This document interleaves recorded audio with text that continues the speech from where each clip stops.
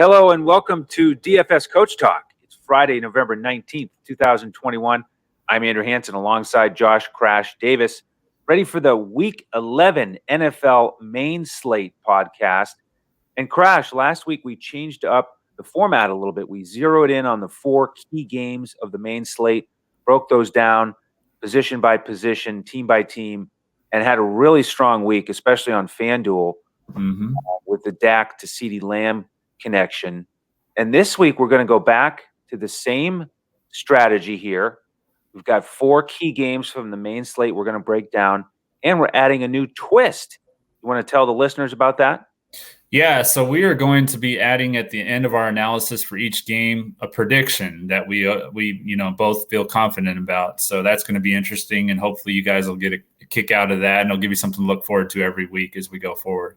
Yeah, absolutely, and we'll have fun tracking those week to week, and hopefully that'll help you if you're into prop bets. You can make a prop bet on some of these things, but also just finalizing those roster decisions. So as for the games of the week here, we're going to handle both of the games with totals over 50. So we've got Cincinnati, Las Vegas. We've got Dallas and KC, and the monster 56.5 total. That's going to be a pretty highly owned game. Yeah.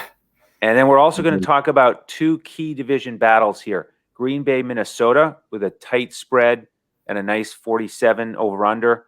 And then Arizona, Seattle, very similar, 2-point spread, 47.5. So those are the four key games. We're going to hit those predictions, talk about each position group, and see if we can build some winners here on DraftKings, FanDuel, and Yahoo. That's what we provide lineup advice to our members on, the full lineups on FanDuel and Yahoo, and the DraftKings Coaches Clipboard, of course. So let's get after it here, Josh. Game one, Green Bay. I don't know if you've heard about that team, but they play in a place called Lambeau. They're going to be on the road this week against Minnesota. 1 o'clock kickoff. Total here, 47. Your Packers favored by 1. Talk to us about this Packers side. Yeah, it's interesting. The line has dropped all the way to 1 now. I think it was at 3.5 2 days ago. So the line seems to be shifting towards the Vikings. So we'll see what happens there. But Green Bay is dealing with some key injuries. Aaron Jones is out. David Bakhtiari is still not going to be able to make it back yet. And Alan Lazard just kind of popped up in the middle of the week on the injury report. And I don't think he's going to play because he hasn't practiced all week. And, so he's going to be listed as doubtful. So it doesn't sound like he's going to give it a go either. But I do think that this is going to be I know a lot of people know about A.J. Dillon, but I think it's going to be even more of his breakout game to a lot of people in the national spotlight that, don't see him as much as someone that watches the Packers all the time like I do. But, without Aaron Jones, he's going to be the lead back in Green Bay, so I look for him to see a heavy workload Sunday. He'll also be involved in the passing game a little bit. He's been effective this year when he's been using the passing game. He did catch a receiving touchdown against Cincinnati earlier this year. So that is an area that they will use him when the opportunity presents itself. And Aaron Jones was the second leading receiver for Green Bay behind Adams, so I do think that, like I said, he's going to get some similar looks in their game plan that Aaron Jones would normally get. But it will be interesting to see how he fares as a lead back versus being the change of pace back for Jones. And when Dillon does come out of the game, there's a deep GPP sleeper that you can look at. It's Patrick Taylor. He's 4,600 on FanDuel. He's min price 4K on DraftKings. Both Coach LaFleur and Aaron Rodgers both spoke highly of him this week. And Rodgers said that he has good hands and run, good routes. So we'll see how that turns out. Millie Maker type play, but I just wanted to throw it out there. And then, of course, you have Devontae Adams. He's 8,400 on both sites. Without Aaron Jones, they're going to target him heavily, obviously. I think Green Bay's offensive attack is going to be a little bit more pass heavy this week. And, he's obviously the top option. Minnesota has allowed the 7th most fantasy points to wide receivers, and Devontae has a history of putting up big games against Minnesota. Had a 3-touchdown game on 7 receptions last year, the last time they played. And in his 2 games against them last year, he had a combined 21 catches for 209 yards and 5 touchdowns. And he's the highest projected scoring wide receiver this week by Pro Football Focus. And then if you want to pay down at wide receiver a little bit, you could look at Marquez Valdez-Scantling. He's 5,200 on FanDuel. He's 3,700 on DraftKings, especially with Allen Lazard most likely being out. This is going to open up more opportunities for him with Jones being out, of course. And he's a guy that Rodgers trusts. He has had big games in Minnesota before. Last year, he had 4 catches for 96 yards and a touchdown. I think that Devontae Adams is going to see pretty high ownership, which is going to make him a nice tournament play. And as I mentioned earlier, they've allowed the 7th most fantasy points to wide receivers. So this is just going to be a game where I think they're going to rely a little bit more on Aaron Rodgers in the passing game than the running game. Okay, interesting. Yeah, I do like Dylan and Devontae here. No big surprise. Like you said, great matchup for Devontae on paper. He's kind of due for a big game, isn't he? Yeah, he is. I think this is going to be it. I really do. And Dylan, I've really always liked watching him run, especially this season where he's gotten more and more carries. I mean, he's just so physical, and I think he's going to be in a great spot here with this opportunity. You know, he had a massive fantasy point production last week, and I think he's in a great spot. 34% run blocking advantage, according to our friends at Pro Football Focus. But Josh, I think the real story of this game is going to be the Minnesota offense against that tough Green Bay defense, because they've really been picking it up here. But surprisingly, to some potentially, Minnesota's offense is better than Green Bay's offense in terms of total yardage per game, passing yardage per game, rushing yardage per game, and points. But Green Bay's defense is better than Minnesota's in all of those categories. So, I think we can all be pretty confident that Dylan and Devontae and company are going to do some damage against Minnesota's defense and put up some points. It's just a matter of, is Minnesota going to be able to respond? So, where are they going to look? Well, Dalvin Cook, of course, getting big touches again, 27 last week. But Green Bay has not allowed, Josh, you wouldn't know this stat, they have not allowed a 100-yard rusher this season. Did you know that? I did. Khalil Herbert was the closest at 97. So we'll see. We'll see if they give Cook enough touches to get there. But I'm looking at Justin Jefferson here to get a bunch of targets. They've been pretty good against wide receivers. Across the board here, quarterbacks, running backs, wide receivers. They're not getting big fantasy points against Green Bay. But he's got the 6th best matchup of the week, according to Pro Football Focus. They move him all over the field. Got back into the groove in their last game, 9 for 143. So he had over 25 DraftKings points without scoring a touchdown. That's pretty encouraging. Yep. And then Conklin, on paper, that's actually the best matchup where they're sort of in the middle against tight ends. And he was big for us last week with a couple touchdowns. But Jefferson, I think, is my favorite play overall here on the Minnesota side, because I do think Green Bay will have success. Minnesota will have to throw it to keep up, and Jefferson will be the guy. Yeah, I mean, I can definitely see that, especially without Jair Alexander. If Jair Alexander was playing, then it would be a different story for me. I don't know who I would go to, probably just Conklin. But yeah, I can see. I'm guessing. Are they predicting him to match up with Eric Stokes, or who are they predicting him to match up with? Well, they are projecting him to continue at 37% left, 32 in the slot, 31 to the right. So okay, he's going to be all over the field. So he'll see Stokes, King, and Sullivan, well, he'll actually probably see Rasul Douglas actually when he goes over to the left side. But I think that is one guy that kind of scares me as a Packer fan, because he kind of, with Cook being as explosive as he is, it's going to be hard to just sit back and play cover 2 with the 2 high safeties the whole game and not focus more on Cook, which could open some routes for Jefferson to get open.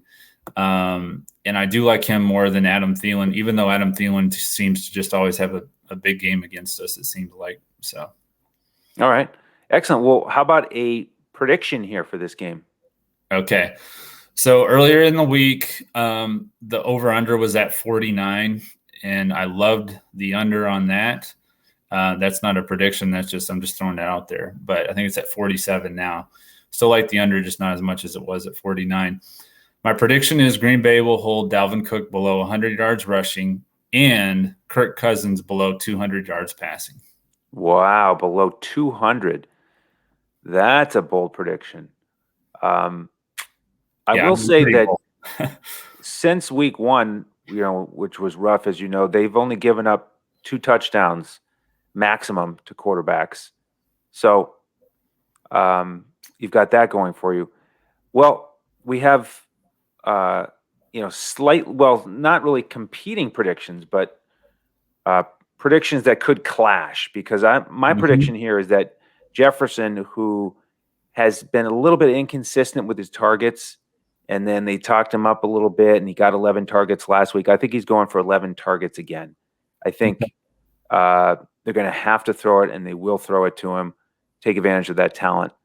So we'll see if he gets all those targets as I'm predicting. How many yards does he get, and how many does Cousins end up with?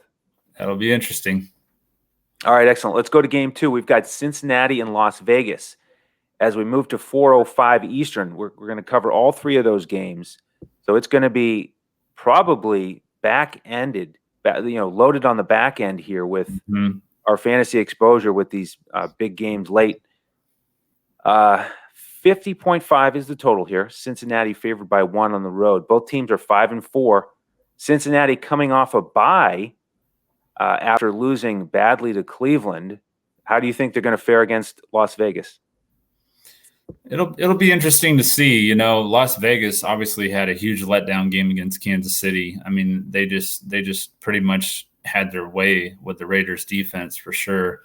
So we'll see, how Cincinnati comes out. I think that they're going to be pretty focused on Joe Mixon and their running game. The Raiders outside of last week with Mahomes have been pretty stout against the pass this year.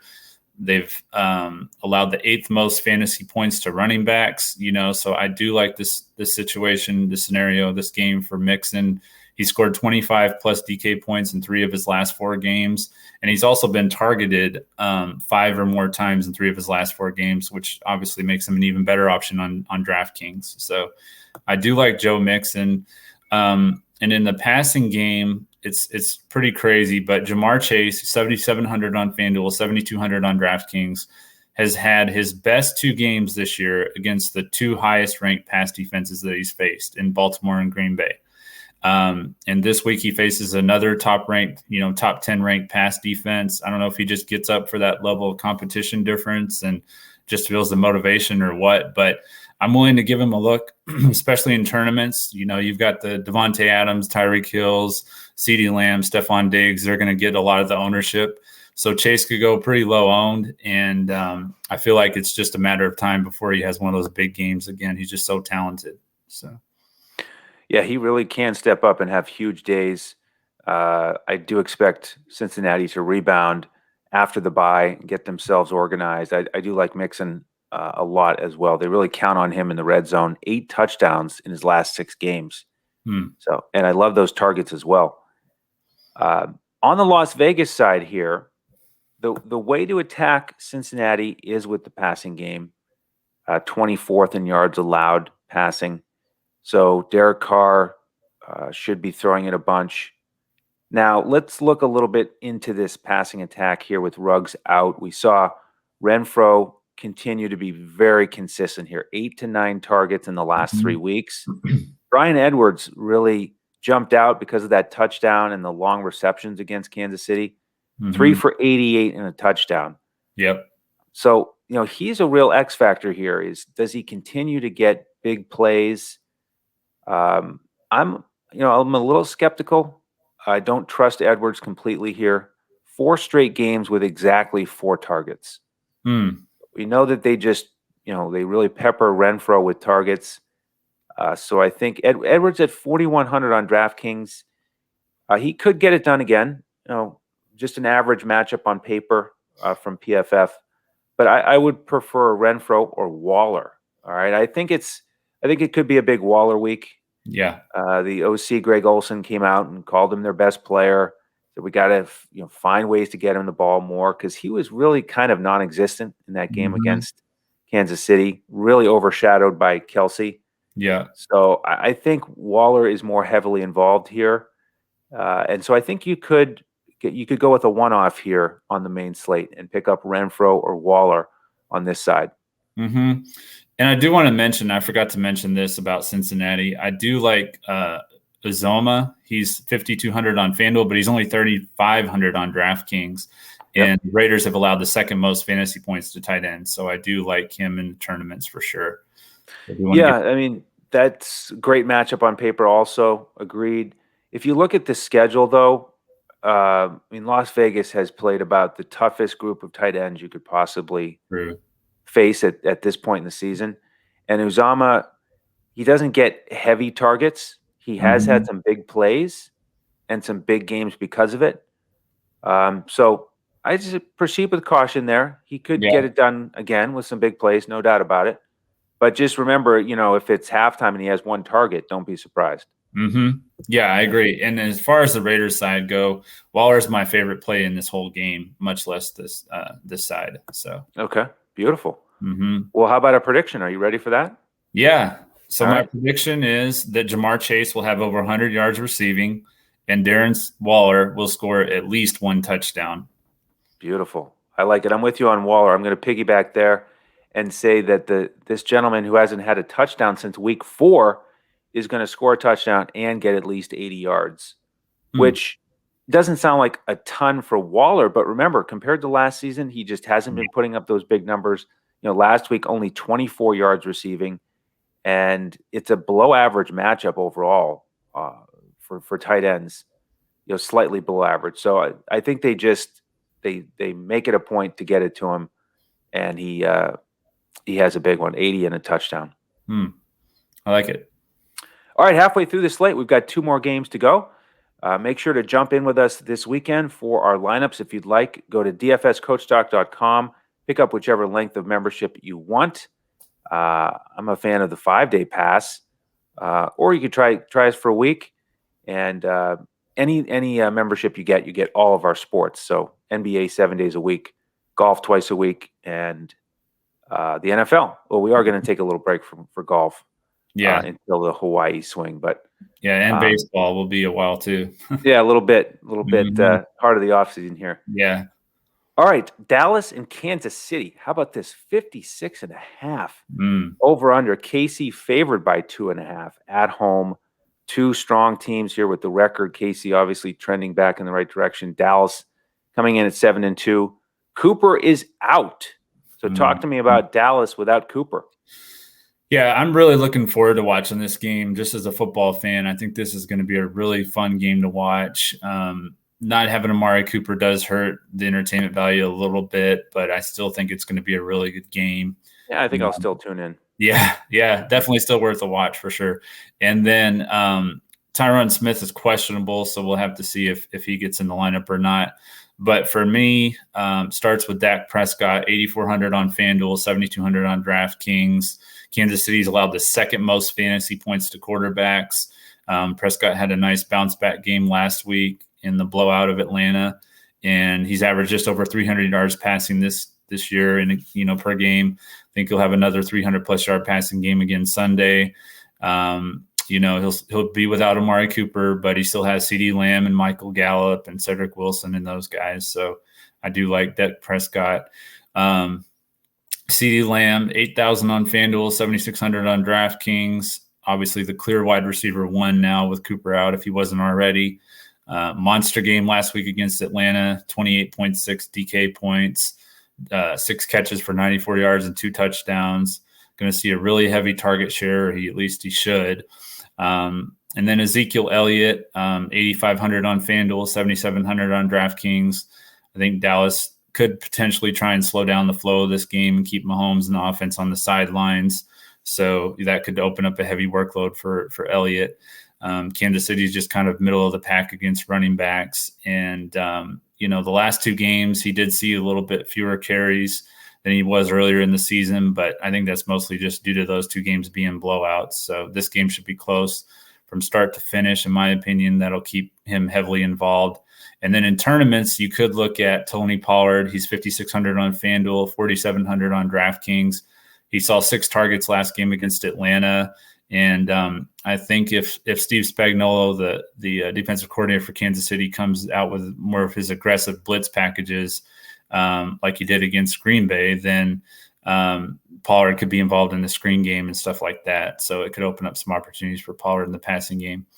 And then Kansas City has allowed the 7th most fantasy points to tight end. So I do like Dalton Schultz. I think that he's had a few down weeks and he's kind of due for a bounce back game. Okay, excellent. Yeah, that passing game is attractive. Gallup and Wilson at those prices, very interesting. Wilson, I think it's worth noting that the 3 games before this Atlanta game, 5 targets per game in those 3 weeks, and he's only 3,200 on DraftKings. So he's an interesting value play to me.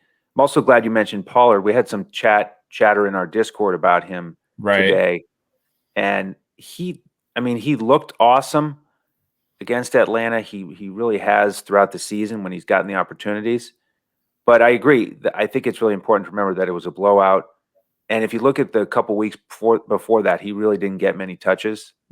So I'd say proceed cautiously with Pollard. Remember that last week was a blowout.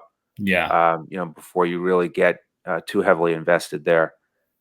Like if you're looking at DraftKings, you could get Wilson for $1,500 cheaper. If he gets 4 catches for 50 and a score, then you're golden. Yeah.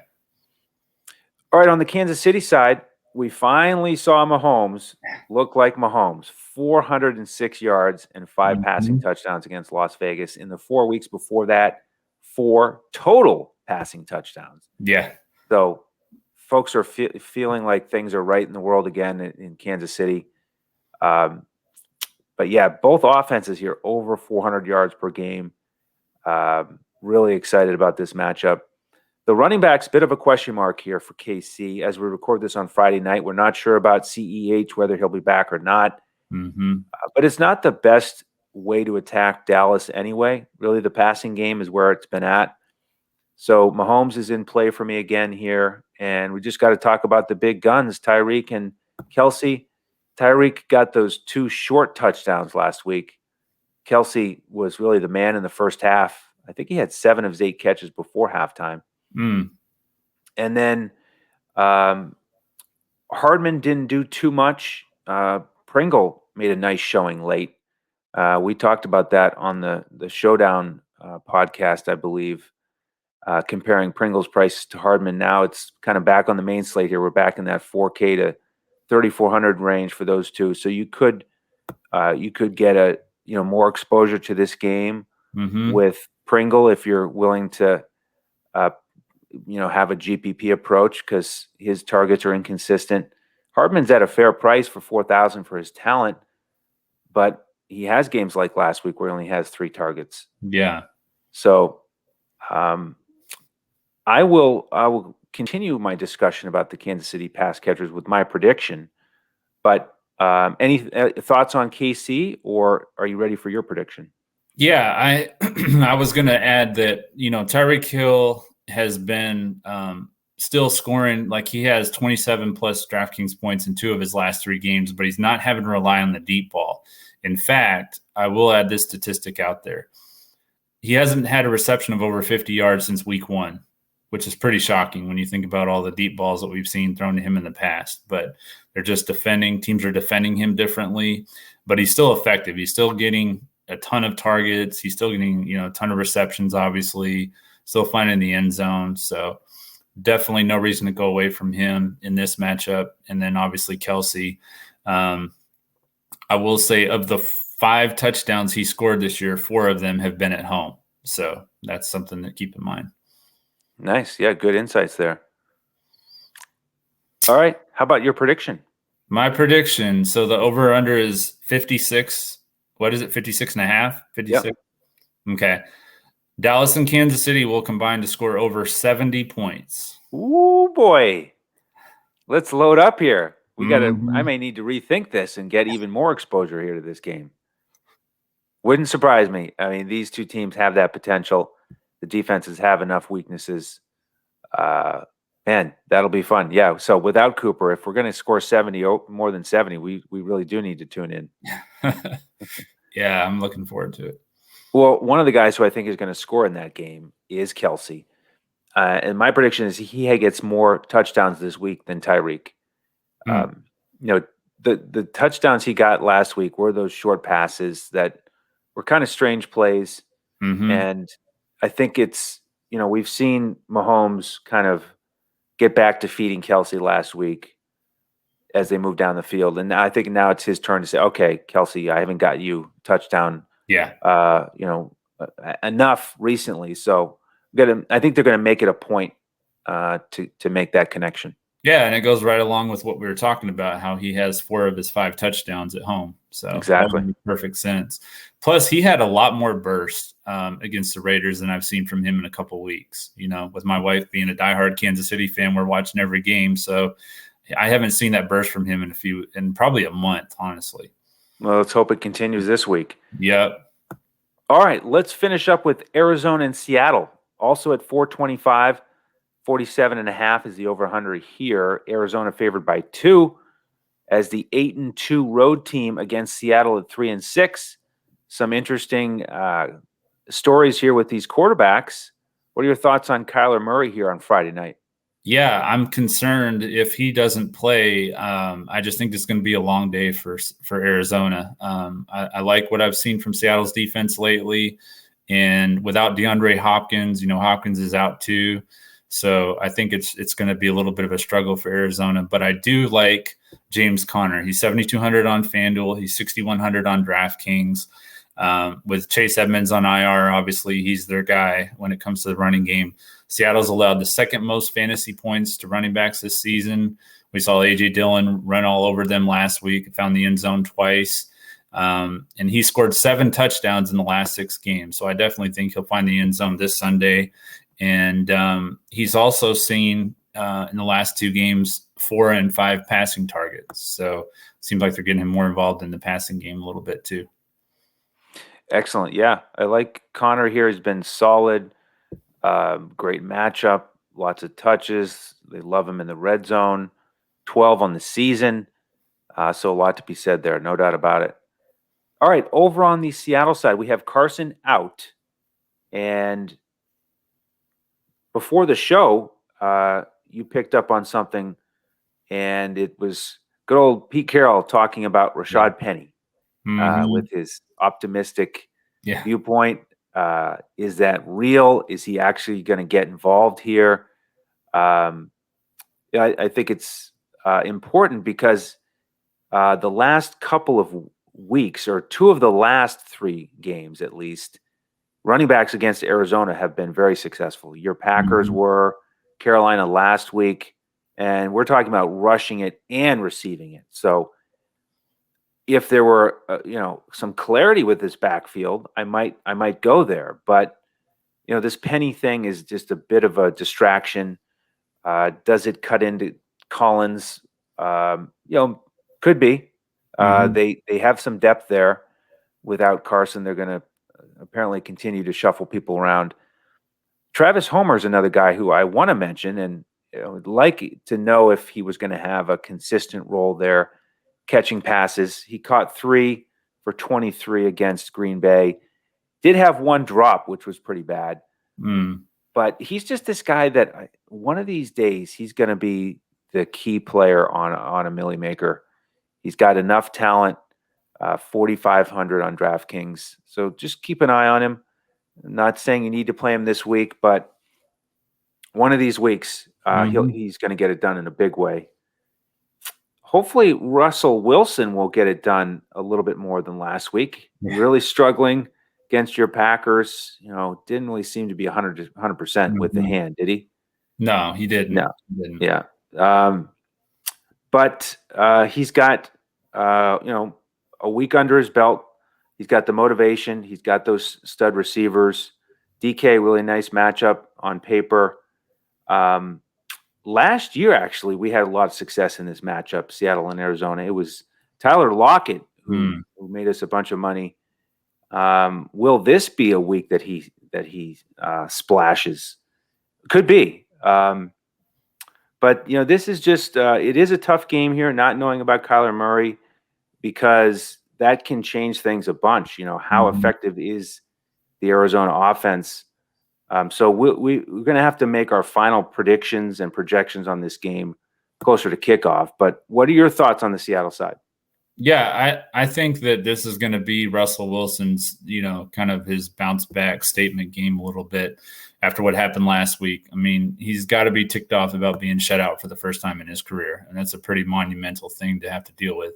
And I think that DK Metcalf and Tyler Lockett are both in play. I think that, in tournaments, these are kind of tournament only plays already. So that's pretty obvious. But I would just go with whichever one is going to fit into your lineup construction the best and just kind of trust it.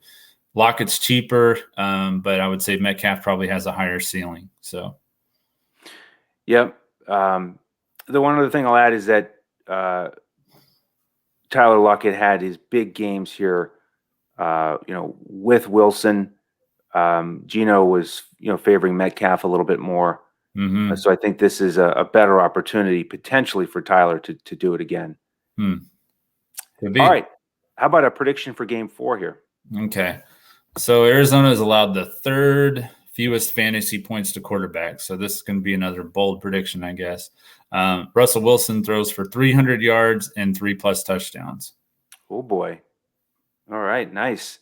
I like it. Well, funny, you were breaking down the Arizona side. I'm going to go over there for my prediction, just as you did with Seattle.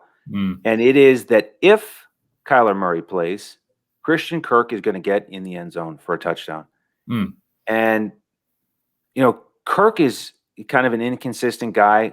These Arizona receivers are, all of them as a group, because throughout the season they've been, mixing and matching. Some weeks when they're healthy, they've got tons of weapons everywhere. Without Hopkins, obviously, it's a better spot, but he just didn't really click with McCoy. All 4 of his touchdowns have come when Kyler Murray's been playing. And A.J. Green is certainly not a threat, if it continues from last week where he gets 1 catch for 4 yards on 3 targets. I mean, again, it was McCoy, but Kirk's got, the versatility. He'll do a bunch of damage in the slot. Nice price. So I think he's worth a look on DraftKings. Yeah. Would you want to make a backup prediction in case he doesn't play, in case Murray doesn't play? Well, even if he doesn't, you're still going to stick with that. Well, we'll see. I mean, I think he could. I think he's got the best chance of the pass catchers to get in there.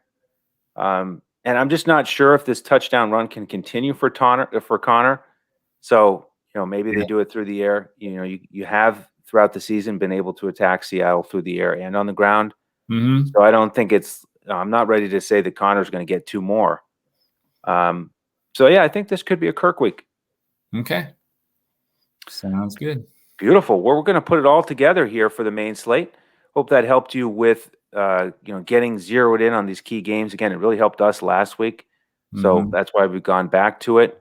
And if you're playing showdown slates on Sunday, hopefully this will help get you organized for those matchups. Jump in with us at dfscoachtalk.com. That's our website. Any questions, you can find us on Twitter at dfscoachtalk. Josh, any final thoughts here? Just looking forward to, obviously watching the Packers and the Vikings game, but that Dallas Kansas City game I've been looking forward to all week. I really have, which is unusual. Usually I just look forward to the Packers games like that.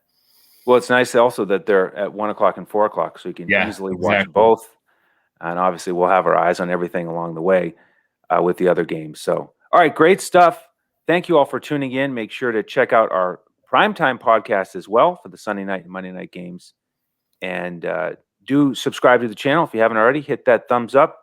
Get ready for the NBA podcast to continue 7 days a week. And appreciate all your support. So on behalf of Josh Crash Davis and the rest of the DFS Coach Talk team, I'm Andrew Hanson. We'll see you next time as we look to crush it in DFS.